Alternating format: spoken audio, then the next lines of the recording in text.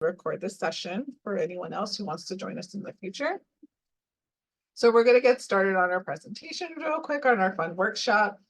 Just to give you guys a heads up, my name is Marian Mellon. I am the Assistant Director of Academic Support Services. So I help oversee the testing center, our tutors, and our peer academic consultants. Okay, and so today our topic is going to be about group presentations. So throughout the, our presentation today, our time together, just be aware you're welcome to, put any questions that you might have in a chat or any feedback or anything. That's fine too. And it's okay if you have your cameras off, that's okay. And it's not lunchtime, so I know everyone's going to be eating or doing something. And that's okay too. But hopefully today we can get some type of interaction, and then that's okay. And then we will leave more questions at the end. I'm sorry, we'll leave time at the end if you have any questions, okay? But thank you again for taking the time to meet with us today. We really do appreciate you, but we also want to help give you some guidance and tips on helping you navigate those group projects. So we're going to get started. So hopefully everyone can see my screen. We can probably hopefully get like a thumbs up or something. Everyone can see my screen. So this is going to be our topic today. I know we've all done group projects. If you have never done a group project, that's great. This is a good opportunity to learn more about group projects. But group projects, whether we love them or we don't like them, they are part of the undergraduate experience and also graduate school. They don't stop. Group projects are ongoing all the time. And they also don't stop in undergrad or grad school or, medical school or anything. They also continue on. So just be aware that, you might escape group projects in college somehow, and that's interesting, but you'll probably continue to do that in the workplace. Group projects are just an ongoing thing, how to collaborate with other people, making sure that your ideas are out there. So I always tell students, this is a really good tips for you to kind of help manage how to do a successful group project. Okay. So we're going to go to our next. So just to kind of give you an overview of the things that we're going to talk about today. We're going to talk about setting up communication methods. That's always a hard one, like how to get started, getting to know each other. Sometimes you're with people that you might not know. This might be like your first semester, the class with someone you've never met before, or other people. How does that work? How do I set up objectives for my team? How should you divide the work in a team? That's also very important. Who does what and who does it equally? Should there be a group leader? That's always a good question. The importance of any deadlines and meeting times, tips on how to present on a group project, and what do you think what to do if things do not turn out as planned? That does happen sometimes. And then we'll kind of talk about any final recommendations. And I don't want to call it an icebreaker necessarily, but also maybe getting some feedback from you here on Zoom. What have been your struggles, things like that, that maybe we didn't get to talk about. By all means, you are able to share that with us at the end. And you don't have to turn your camera on. You can always use the chat box. That's why it's there, to give us any kind of feedback. So set a communication method. So congratulations, you've been assigned a group presentation project from your professor, what to do. The first thing is like, how are we all going to communicate together? You're probably going to be in a group with individuals you don't normally talk to. Maybe you have maybe one friend in the class, or maybe everyone's a stranger, and that's okay. So make sure to set like a platform together, like exchanging numbers, or we can do a WhatsApp, a GroupMe, or maybe just like text messages, iMessages, however you want to work it. It's very helpful to make sure that that communication is established at the beginning, because if things come up, or you're running late because you guys are going to meet for something, it's good to be like, who has so-and-so's number? Well, you guys should all have each other's contact number, a way to kind of contact each other. Things you should also consider. How often should the team members give updates? For example, will they have to give updates about their progress twice a week? Because what you don't want to happen is like assign, a portion of the project to someone and then realize like, oh, they never did it. It's always good and healthy to have a check-in. That's also good for you to also remind you of things that you still need to do that were assigned to you. So just kind of be aware like that platform that you're going to utilize to communicate is also a way to kind of check in on how everyone's doing. Or maybe someone's struggling to get information that they thought they could get. This is an opportunity for them to be like, hey guys, I'm still not able to, get an interview with a professor or get this information or get access to it. This is a way to help troubleshoot any issues anyone's having. Or maybe we want to meet for a team meeting in person, but my car's not working. Having those forms of communication is very helpful.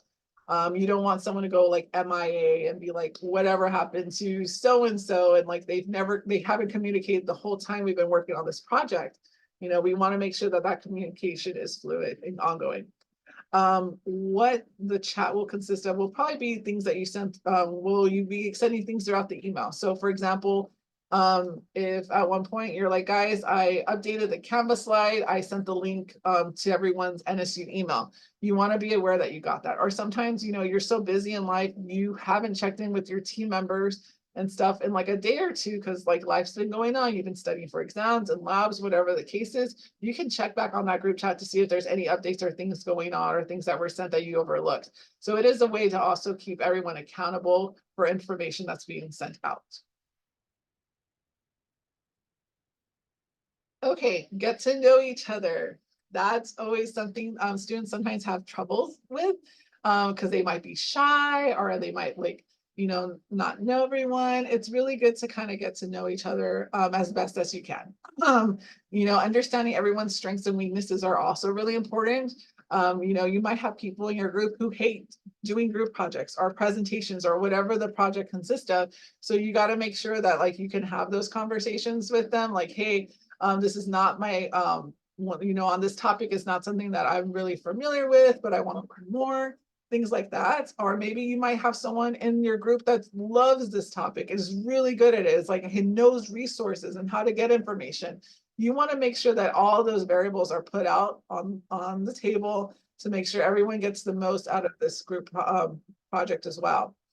Ask whether someone has an expertise in the topic, kind of like what we talked about earlier, that is a strength. Or maybe, someone likes to put together a particular kind of thing for presentations or group projects. You want to make sure that that's something that everyone is aware of as well. Ask whether anyone knows the professor well. What does that mean?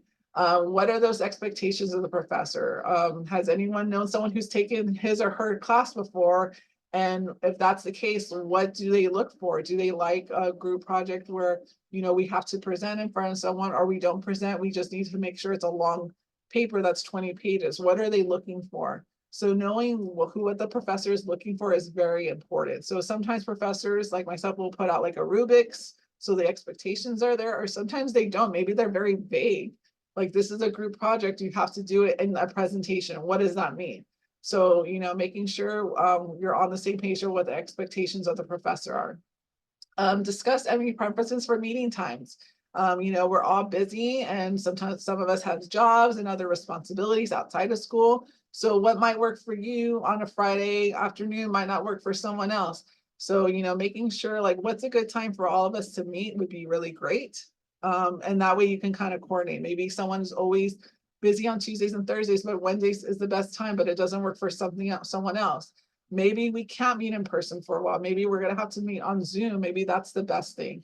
So being aware of how to meet and where to meet is very, very important. So making sure to get to know each other and understanding like what everyone brings to the table. Okay, how do I set up objectives for my team? Brainstorming is really, really important. So knowing what your topic's going to be is extremely important. And once again, if you don't know, refer back to your professor if you need clarification on something. Sometimes, like I said, professors can be very detailed, and sometimes they can be very vague. So if you have a project that means you have no limitations, you can do whatever you want as long as it covers that topic, amazing.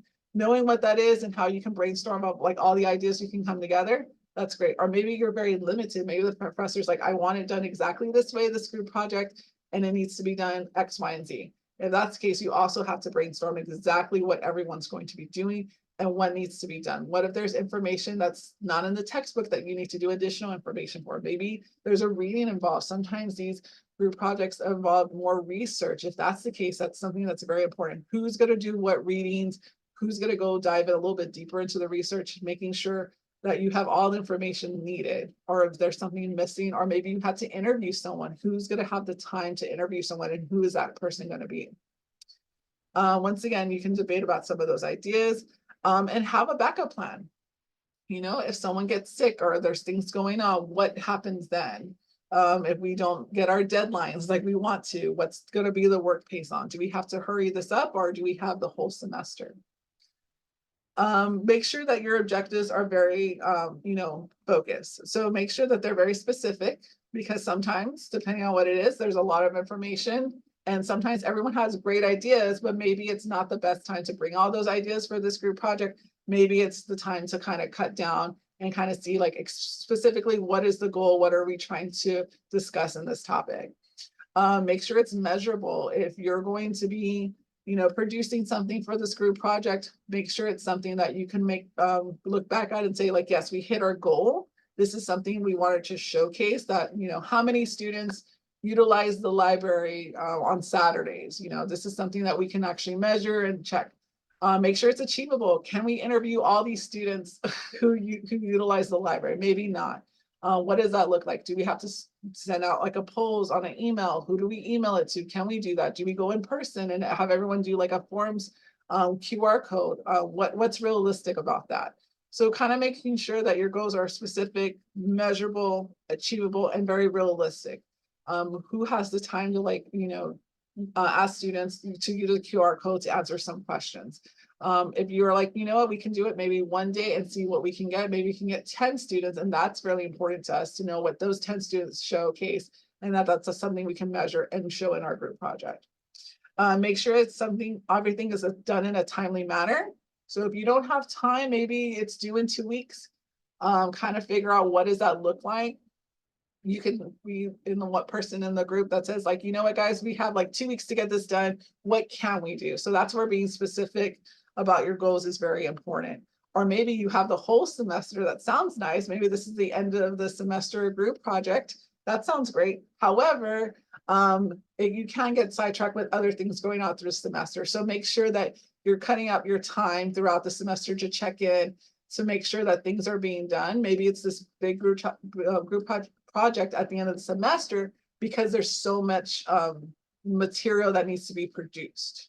And if that's the case, you want to make sure that it's cut evenly among your peers in your group, and that you have time to do everything. So be aware, maybe some things are not able to be done. Maybe you feel like you have the whole semester, but someone in the group has other responsibilities and feels like they can't commit to that information or produce that material. If that's the case, you need to either reassign them to something else or see what else you can do. So once again, make sure those goals are specific, measurable, achievable, realistic, and timely.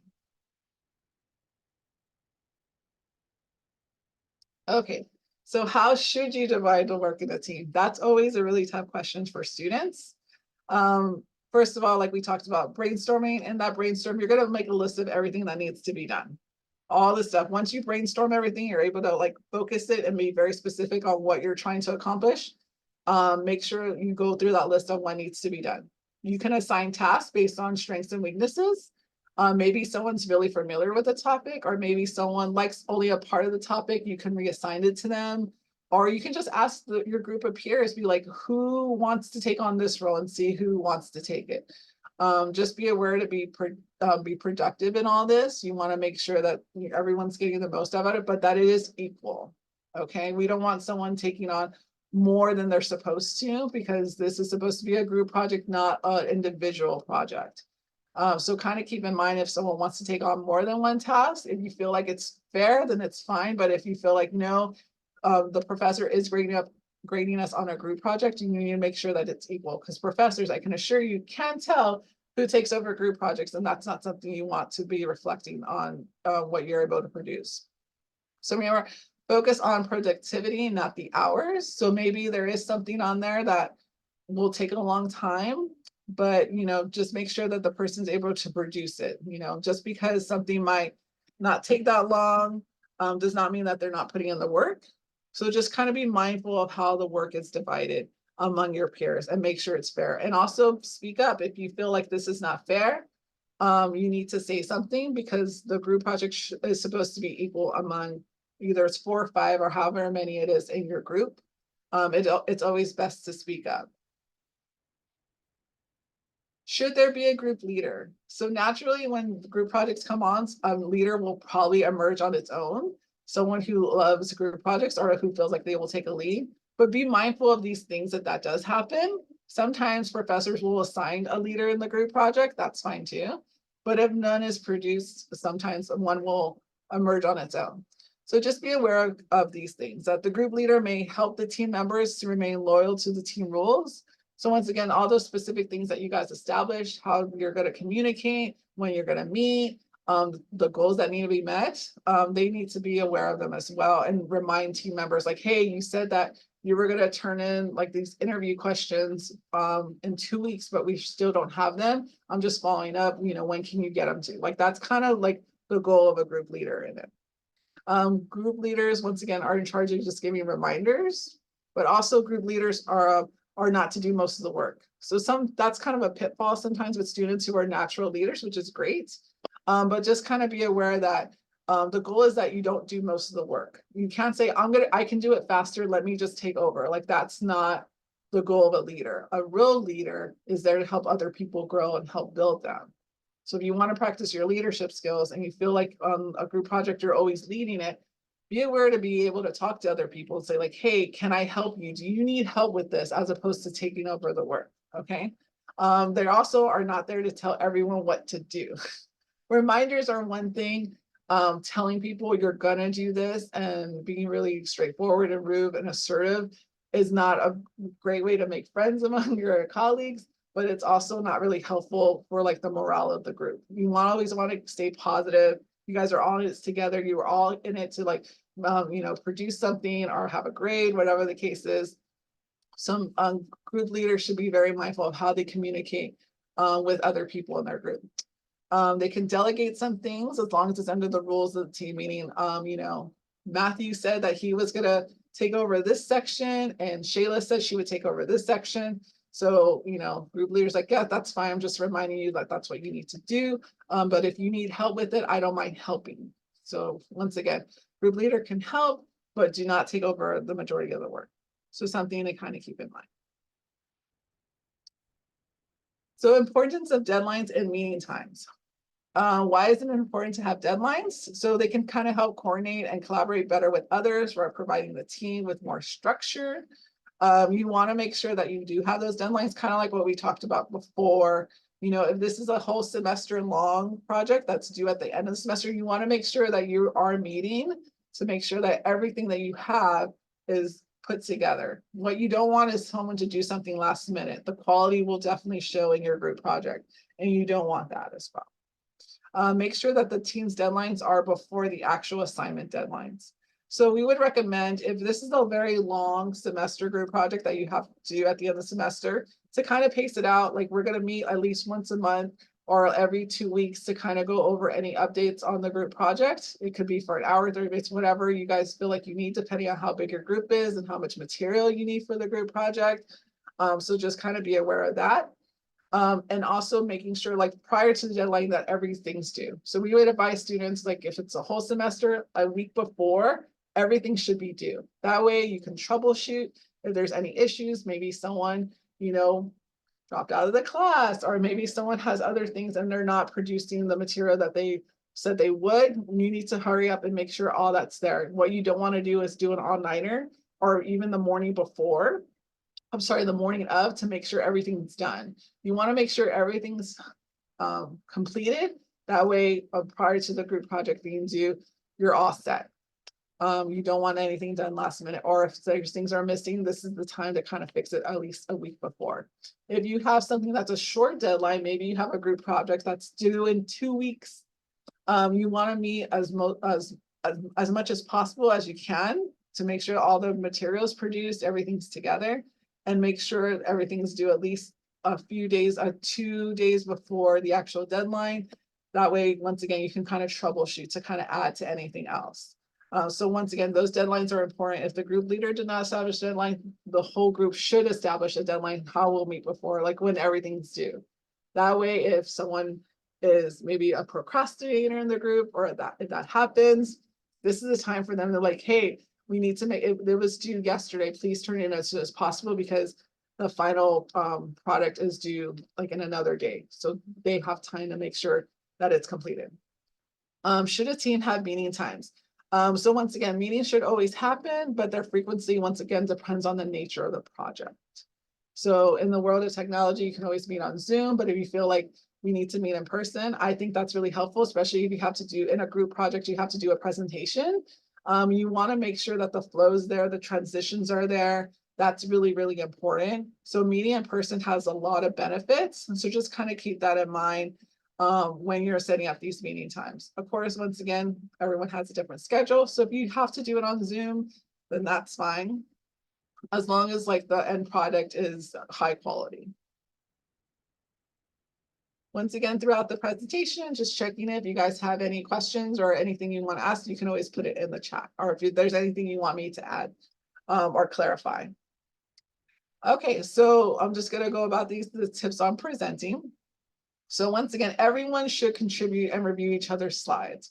It's really helpful to kind of get feedback because sometimes there might be misspellings, even though, the world of Canva and PowerPoint will, catch that. But what if there's grammar issues? That's not going to be caught on PowerPoint or Canva or anything like that. So when it comes to like presentations, just be aware, aware of group projects that everyone's able to review other people's slides.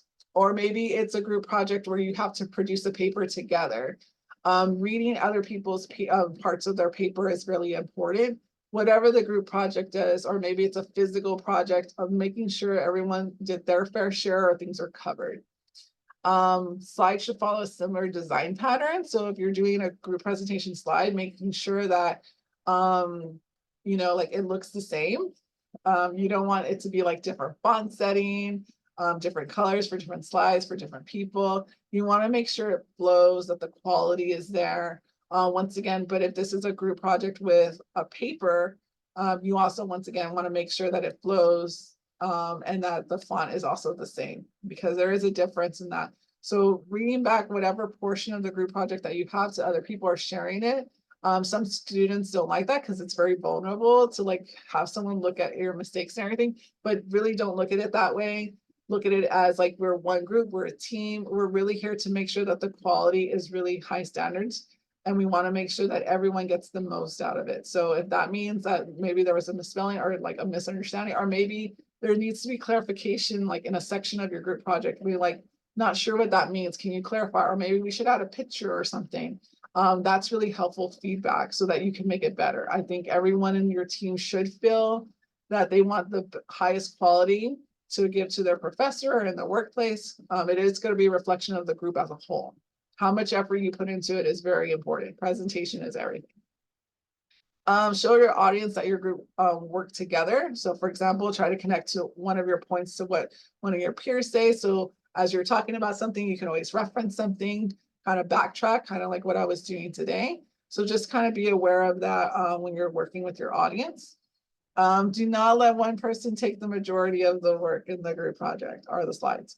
That's very foreshowing. Like people, professors or managers in the workplace could definitely tell who took the bulk of everything. In college, you want to make sure that everyone grows. You want to make sure that everyone has the opportunity to produce things and showcase things. This is an opportunity to do group projects in college so that you have practice. So even though maybe group projects or presenting is not your favorite thing in the world, you also want to make sure that you're practicing, because practice is what makes perfect. So if your goal is to be a leader, your goal is also to help others grow as well. So not one person, if you're doing a slideshow for a group project, should be doing the whole slides. That's not fair. You really should be dividing it amongst other people. And once again, that meeting time is really important so it can help transition. Just kind of keep that in mind. Do not read from the slides if you're doing a group project on the slides. All that time that it takes, it lacks engagement, it's nonverbal. Even though I have bullet points here and I'm kind of elaborating on them, you don't see large paragraphs on my slide. And that's important for a reason. Because if I just read off of every single word as I'm talking to you, you would get bored. And you would also say, like, you could have just sent it to me. I can read. So that's not what you want to do when you're working on presentations on group projects. Just kind of be aware of like who your audience is. You want to make it as engaging as possible, as helpful as possible, and able to elaborate on as much things as possible. Because once again, their focus will definitely drift if you're just reading word for word of everything you're saying on a slide. But also it helps students or anyone, whoever your audience is, to kind of reconnect, because maybe they, look somewhere else for like a moment. At least when they come back to your slide, they can look at your points and to see what you were talking about. So keep that in mind as well. Okay, so what to do if things do not turn out as planned? So that does happen. I have seen that happen many times. Make sure to communicate your argument in the most respectful manner. So sometimes, you might disagree on a couple of things among your peers. If that happens, make sure to be, kind, and remember that these are your peers or colleagues. So communicating is very important. How you say things, or, it's not what you say, it's how you say it, is also really important. To make sure that the goal is the same for everyone. Also, let your professor know in advance if things are going on that are not supposed to be happening. You can talk that conversation with your professor. I've had students come up to me during my office hours and let me know, like, hey, so-and-so is not doing their part, or so-and-so's taking over everything and it's not the direction we were trying to go. Whatever the case is, the professor can be aware of it. Maybe there has to be like a reset button when it comes to the group project, or if there's anything that's going on. It is helpful for the professor to know. And also just remind everyone of the team rules. So if your rules are showing about being respectful and talking to one another and communicating, making sure that everyone is following those rules throughout. Okay, how to run through my group project or presentation. You should meet with your team members before the project's deadline. We talked about this. That will ensure that everyone is able to practice. Practice makes perfect. I've seen amazing presentations on group projects, and you can tell the difference between students who have practiced it and at least ran through it once or twice, and those who are kind of stumbling. It makes it uncomfortable and it takes away from what you're trying to learn. It's a distraction. It looks like they're winging it on live, and it's not fun to watch sometimes, because now the audience is not focusing on what you're talking about. They're just focusing on you fumbling or trying to talk through something. So just kind of keep that in mind, that run-throughs are very, really important if you're going to talk about something, so that the transition's there. And if that means you have to practice more than once, then you have to practice more than once. You don't want to be up in the front of giving a presentation and saying like, oh wait, so it's your turn. So just kind of be aware of that. And in those run-throughs, making sure everyone kind of knows their part. I've had run-throughs where it's like, oh, this was Brian's section of the slide, but he's not here. However, I will take over. So like, that's also the importance of a team leader. So being aware of what everyone's slides are about, it helps you connect to it as well. So you're not just focused on like what you're talking about, you're aware of the whole presentation itself, the whole project. This is something that you're really familiar with now. And if you needed to like step in because, someone's not feeling well or whatever's going on, at least you can step in and be aware of like what the topics was supposed to be in practice. Okay. Practicing with team members is much better than doing it alone, since the team can identify potential threats such as running out of time. Sometimes professors will say this presentation has to be exactly 15 minutes long. Maybe you might need to add to your slides, or maybe, your slides are too long. It's like, wow, we got to 20 minutes. We need to cut it by like 5 minutes somehow. What can we cut? The run through is really, really helpful in that matter. Especially if you have to do a presentation. That's like, that's kind of a little longer today. It's really important to do like a run through to make sure that all those, expectations, what it's going to sound like, is done right. And especially it's helpful for someone who might not like to do presentations. Maybe like standing in front of people is not like their strongest thing to do. And that's okay. This is a good way for you and your peers to say like, look, we're going to be your practice. This is your section, we'll sit in and we're just going to give you feedback. You got this. It makes that person a lot more comfortable in presenting, because we want everyone to grow. We want everyone to learn, even though they might not be a a future public speaker, at least they have like some of the skills and knowledge on how to do a presentation. So just being aware of that. So, and once again, also giving feedback to other, anyone else on your team. Maybe they're repeating themselves too much, or maybe they're not going to debt into debt with all the details that they wanted to. So maybe they have a picture or something and they talk about it, but they don't really go into like detail. So making sure that everyone flows, or maybe if there's things that you need to add, or you realize that there's something missing that can really bring out the presentation, now's the time to do that while doing practices.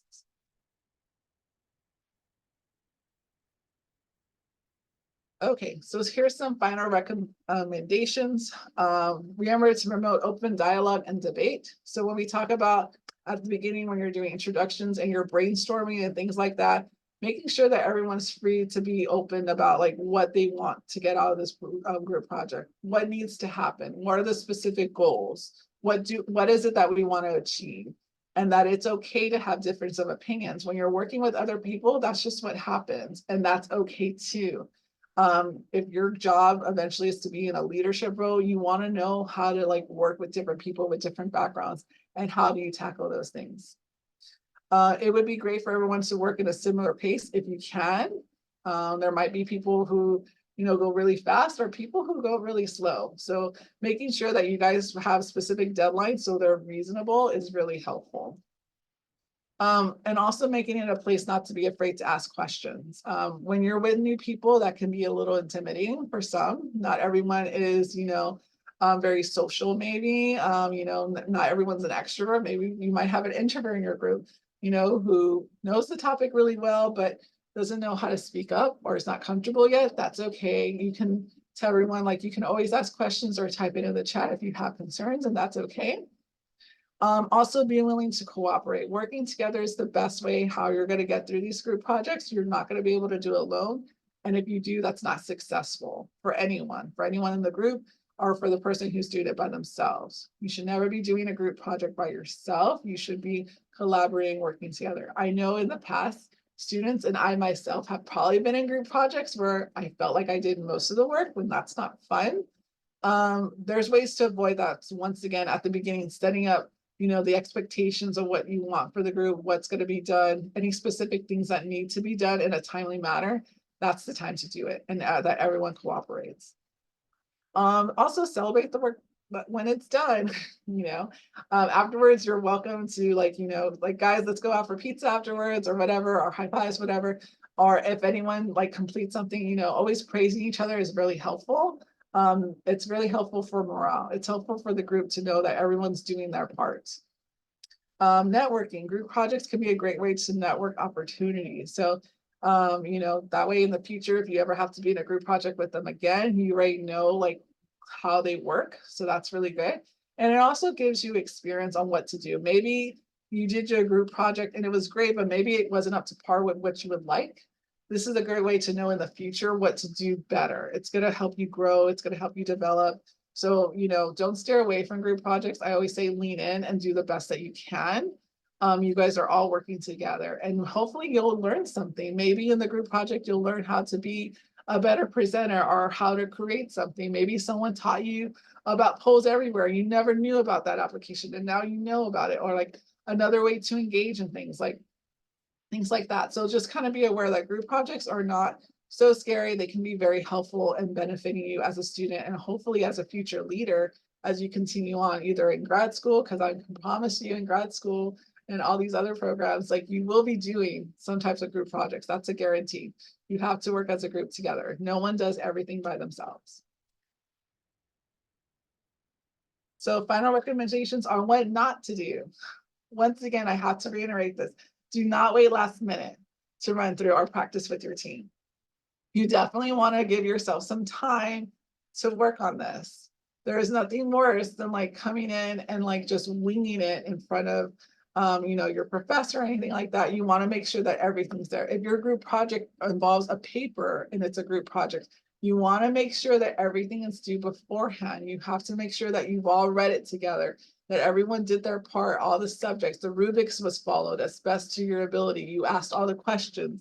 Do not do things last minute. It's not helpful. especially if there's research involved. If there's research involved, you're going to want to make sure that you do the right research and that you looked at the right points, because I have had students where they did the research, but it was a little off topic. It was not on brand with what it was supposed to happen. So be aware, if this requires any research, you're going to want to make sure that you're not waiting to the last minute, making sure that you're pacing yourself, because you do have other things aside this group project. You have school with your other classes. You might have responsibilities at home, or maybe work, or whatever the case is. So you want to make sure that you're giving the time to get this done in the best manner as possible. You don't want to do something last minute. There's no way that you can do something overnight without the quality showing. So keep that in mind. Do not chew gum when presenting. It sounds like common sense, but you'd be surprised how many people I see who chew gum. Please don't do that. It might be a good way to like reduce your anxiety or feel confident, but when you're speaking, everyone's just seeing you chew gum. So not really helpful. Do not skip the RAID rubrics. Some people overlook it. I like a rubrics. I like to provide a rubrics, and most professors will have a rubric. So if there is a rubrics, make sure that you do reference it as you're going over your presentation, to making sure you're hit all the points. So that way you can get the highest grade in your class as possible. Make sure that there's a reason for that rubrics. And if you're not sure, that's why you as a group can go over it together to make sure you're hitting all those points. Some presenters may require a dress code. Remember, if you guys you want to do something fun together, maybe it doesn't require a dress code, but you want to make a statement in your presentation or your group project, you gotta make sure to kind of coordinate that. Honestly, when people are having to present on a group project, it's really great, if they look professional. That's really helpful. So just kind of keep that in mind. If you're standing in front of people, it is a group project, that you are all dressed, very professional. That way everyone can just kind of focus on the content that you're providing. So for all the people who are here today, remember you can answer in the chat. What has been the most challenging problem in a group project? Did you do anything on your end to tackle the problem? So if anyone wants to answer, put anything in the chat, what has been a very challenging thing with the group project, you can go ahead and put it on there. To me, like I've said before, the most challenging thing for me when I was in grad school or undergrad, or even in workplace, a group project is, people forgetting their deadlines. At the beginning, everyone is on the same page, and then at some point, there's no check-ins and people forget things. So remembering to me is like what's due and things like that. So if anyone wants to put anything in the chat about any challenges they might have with the group chat, you can put it in now.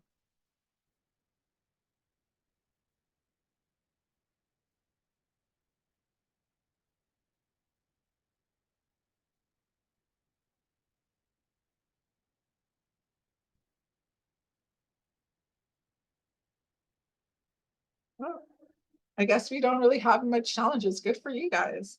Well, if you do have any challenges, just kind of be aware of reiterating what we talked about, and understanding that, usually it has to be like a conversation among your peers about like how things need to be done.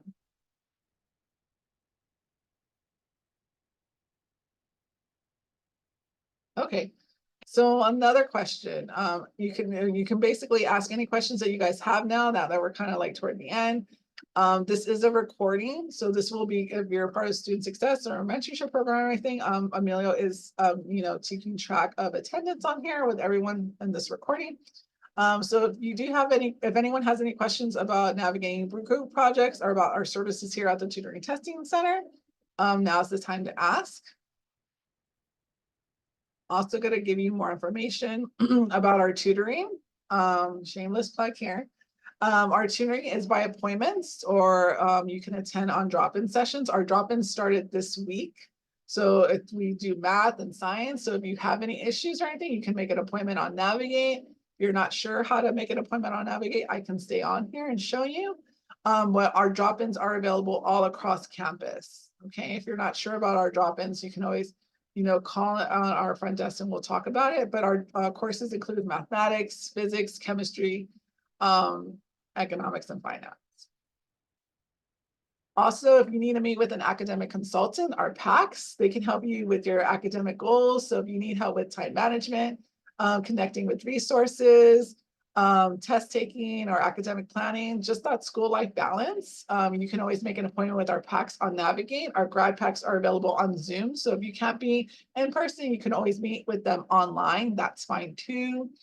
Once again, most of our appointments for our PACs have to do with managing their time. A lot of students have a hard time managing like when to study, things like that, or maybe they're trying to prepare for the MCAT or the DAT, whatever the case is. They need a time to study for that while also studying for their other classes. A lot of PACs are really useful if you're on the pre-health track to kind of navigate those study times. So just kind of be aware that needs, if you need any assistance, you can always make an appointment with our PACs. Also, we're located in the Student Affairs building on the 2nd floor. So you can always contact us to make an appointment if you don't want to do it on Navigate. Our operating hours include from 9 to 7, Monday through Thursday, and then on Fridays from 9 to 5. You can also check out our resources on our website below, www.nova.edu/tutoring and testing. You can always check us out. All of our information is on there too. And also social media, we do have Gilly. She is our graduate mascot. So you can also follow her adventure. She posts every Friday. She's the little shark that you guys might have seen on campus. So you can follow us on Instagram at NSU_TTC. We also have our SI leaders that are part of our program. You can follow them on social media for like any fun updates or any guidance on in those courses at NSU_SI. We also have a Pinterest for those of y'all who might be preparing for like any of those pre-health exams or anything. That's a great resource that we have there. And also for any math or science things that you want to assist with, like questions, that's a good resource we have. And we also have our YouTube at NSU TTC. That's also a great resource if you want to learn more about any pre-health or pre-health exams or anything like that, MCAT, DAT, on GRE and so on. Okay, so that concludes our presentation for today. I'm going to stay online if anyone has any questions. Other than that, I hope everyone has a great afternoon. Once again, if you have any questions regarding group projects or just anything about our resources here at the Tutoring and Testing Center, you're welcome to stay online. Yeah, have a great day too.